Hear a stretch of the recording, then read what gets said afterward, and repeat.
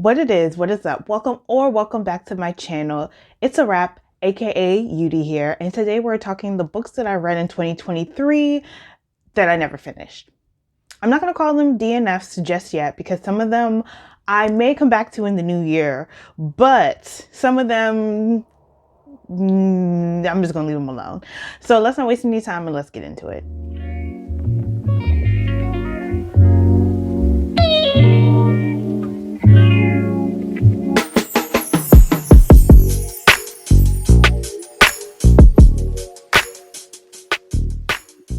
Okay, so I have, I believe, 7 books that I started this year, and some I have intentions of finishing, some I don't. So let's not waste any time, let's get into it. I think 4 of them I have the physical, and then the rest, the last 3, I don't have.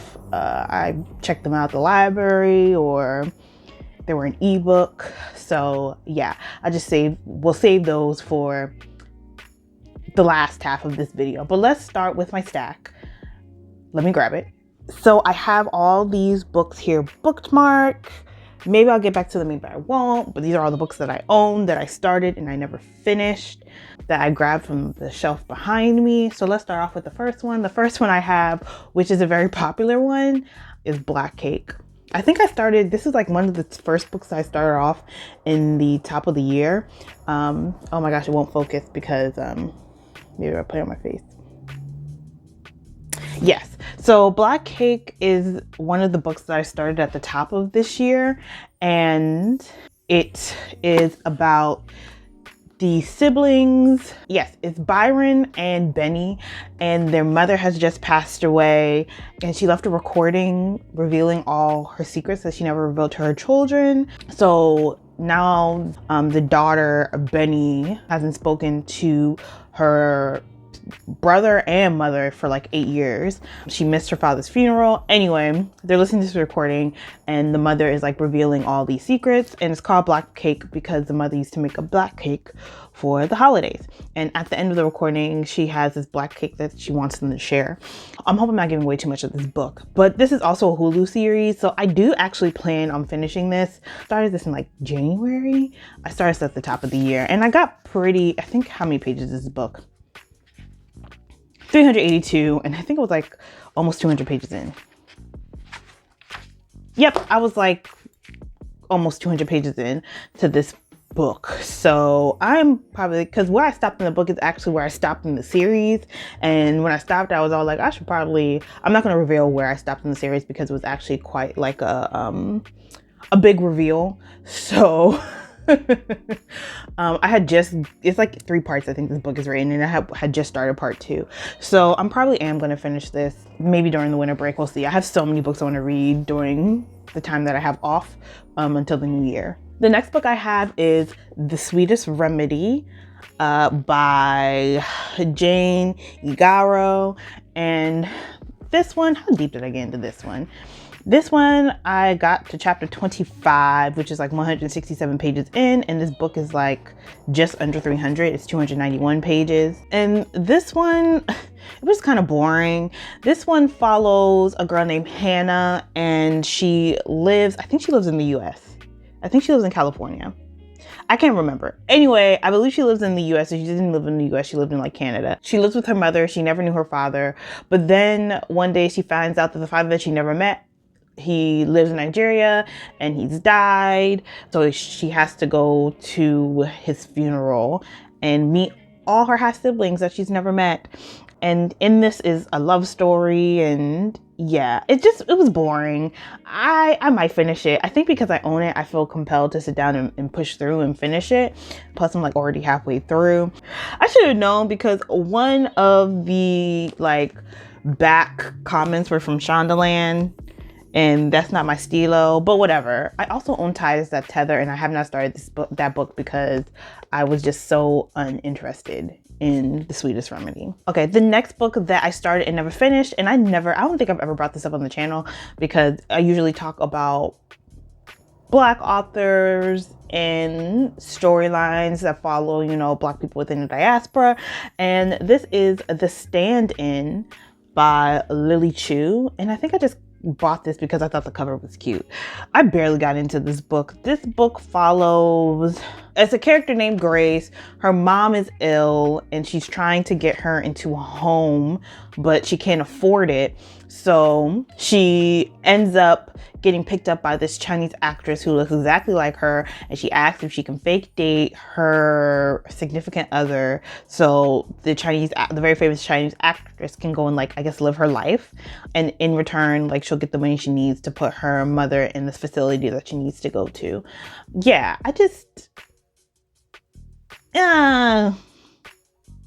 maybe I'll get back to it. Maybe I'll try it again when I'm in, because I'm also not a big, like, the romances that I tend to lean towards, like, the literary fiction side of things. And I think this is supposed to be like a romantic, like, comedy type story. We'll see if I ever get back to it. The next book that I did not finish, but I have 100% intention of finishing and actually really enjoyed it. I don't know. Something happened in this time that I just fell off the book. It is Fat Joe's biography or memoir, The Book of Jose. I saw a TikTok. Was it a TikTok? Or I saw a video and somebody was all like, a book that surprised them about how good it was. And it was Fat Joe's biography. It actually is a very interesting read. There's a lot about Fat Joe that I never knew. And I learned, like, some things about Fat Joe. Like, Fat Joe has always been a rapper that has been in my life. I remember a lot of his hits. It's interesting him talking about growing up in the Bronx and how rap impacted his life. And I think it's actually, who is the person that actually wrote this book? I always like to look at the Shaheem Reed, who's a hip-hop journalist, and you can just tell the way that they center Fat Joe's story and, like, him growing up in the Bronx during this time, during rap and hip-hop, like when we're talking socioeconomically, and just, like, the themes that he kind of wraps into his life. I think this is actually a really well done book. I haven't got to the part where he meets Big Pun, and I'm kind of interested in that whole, like, I'm at the beginnings of him in Terror Squad. I'm not that deep. So I actually hope that I can actually get into this book during the winter break. From what I've read, this is actually a very interesting read. And I also think when this book was being written, Fat Joe was in that controversy when they were all like, Fat Joe, why do you say the N-word? And he kind of addresses that in this book. I was actually surprised by this one. Maybe I'll do a video about the memoirs and biographies that I read. We'll see. But anyway, yeah, this is one that I actually plan on finishing. Okay, so those are all the physical copies that I had. Let me get into the books that I have on, like, an ebook or I got from the library and I just never finished. So the first book that I have is Family Lore by Elizabeth Acevedo. I was so excited for this book because I love Clap When You Land, and I think, what's the other one? When the Fire's on High? I think it's When the Fire's on High. Clap When You Land is, like, my absolute favorite. So Family Lore is her first adult novel, and it follows this family of women who, there's one person in the family, an older aunt, who is doing a funeral to, like, celebrate her life, even though she's not dead. But also there's an element of magical realism in this book because each of the women in this family have some type of special, like, magical power, I would say, about them. And the one who's holding the funeral, she can foresee when someone is going to die. So by her having this funeral, everybody's thinking, girl, did you have a dream that you were gonna die? So in that, her daughter is also an anthropologist, and she's interviewing all the women in her family, and they're, like, telling their life story. And she's pretty much hearing, like, all the family's, like, struggles and strifes and secrets as they're leading up into this funeral. So I know some people really love this book, but my issue was, it's like, there were so many characters and they weren't distinct enough for me to to actually remember everyone. So if I had sat down the book a little bit too long, I would get back into the book and be all like, hold up, is this storyline this character or this character? Like, I couldn't keep up. At some point when I was reading it, I was just all like, I don't know if I care. Like, I don't know if I care, and I don't know if I took anything very deep or profound away from while I was reading it. And also, it may not be for me because I just didn't get any, I wasn't deeply attached to this book to the point where I felt like I could just let it go. And I probably could have pushed through and finished it. I think I was more than halfway into that book, but yeah, it just was not for me. The next book I had was The Making of Yolanda la Bruja. And this is another book that had my anticipated releases that I was very, very, very excited for. And this one follows Yolanda. She's in high school and there's this new boy in her school, and she also has like a vision that this new white boy in her school is going to shoot up the school. And throughout the book, there's also a whole lot of other things, like her dad just gets out of jail. And I think my issue with this book was that it was a lot. It was a lot. And the thing that we're anticipating at the end is that this new kid is going to shoot up the school. And then she also touches, that's the issue. She touches on all these other heavy topics when there's already this other big heavy topic that we're broaching near the end, that by midway through the book, I was exhausted, and I was actually like very anxious about how the book was going to end, to the point that I felt like I just had to let it go, because I was just all like, after all this ish that this girl done been through, I don't know if my heart can take this kid shooting up this school. Like, it was just a lot of heavy issues. You know, her father's getting out of prison, so we're touching on the prison industrial complex and dealing with an incarcerated family member. That's one. Also, like within the school dynamic, that they're in the Bronx and the neighborhood that she lives in, this element of not gentrification, I guess, kind of, with the new kid coming in, but like that whole issue of like race, and that was a lot.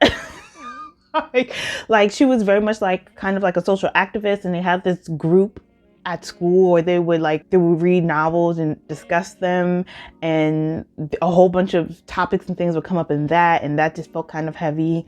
The relationship with her mother, my heart couldn't take it. And then she had like this romance with a boy in her school who I believe was on the basketball team. It was just, yeah, I couldn't do it. I just and the way there were so many like issues that she broached or touched on, and the way that they were broached were kind of like, it felt like a stream of consciousness. Like, it would just be all like something would happen within the story, and then the main character would go on this go on this aside addressing that social issue or that theme, and it wasn't really woven into the book or into the plot. So at the end of the day, it just felt like all these different themes were just kind of touched on as an aside, and they weren't really woven into the plot. And the actual plot in itself was also very heavy, and it was just a lot. The last book I have on my list is At the End of It All by Rae, I think it's Lyse.